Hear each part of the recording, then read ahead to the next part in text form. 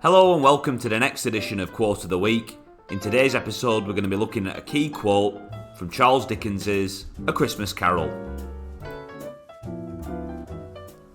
Today's key quote is taken from Stave 2 and is used to describe Scrooge in the past as a solitary child neglected by his friends. So as ever, what I'd like you to do now is get your mini whiteboards ready, and on your mini whiteboards I'd like you to make notes relating to the quotation. These notes should entail identifying language techniques and devices, identifying key words that will be worthy of analysis, considering the writer's possible intentions, considering the impact on the audience and how an audience might interpret the quotation, and finally, what we learn about life at the time.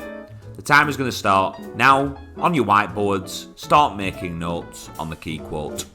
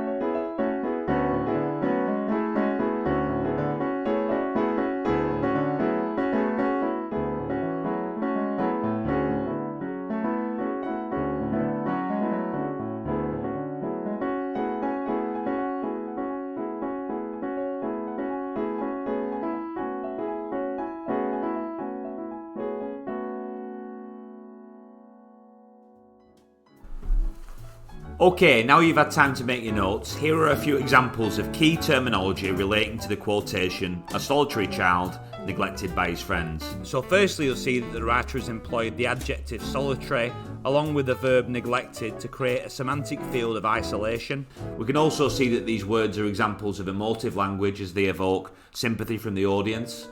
We can also see that a microcosm is created here because Dickens is trying to portray the impact of poor childhoods on youngsters in Victorian times, and we can also see a contrast between the way that he's depicted as a child and the way that he's depicted as an adult.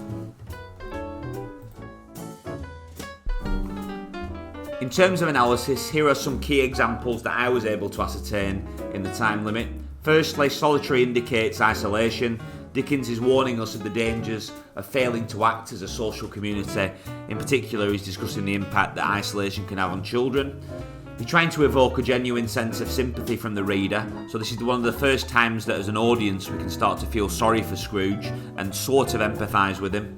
This description stands in marked contrast to the way that he's portrayed in Stave 1, where he's described as unlikable, but it does indicate a connection between the fact that he's now solitary as an oyster.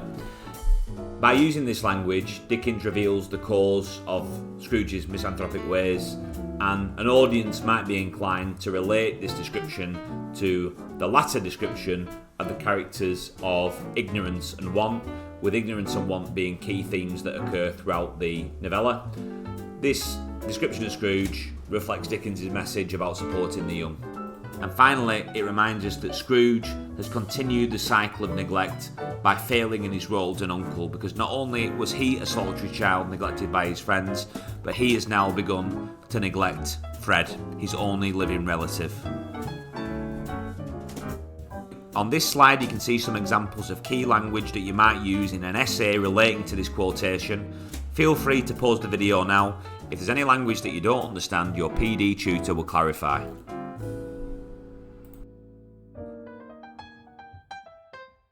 And last but not least, there are some final questions to concern yourself with related to the quotation that we've been looking at. And on the right hand side you can see an example of an analytical paragraph that will get you a fantastic grade in a real exam. So I'd like you to pause the video now and answer the questions on your mini whiteboards. See you next week for another episode of Quote of the Week.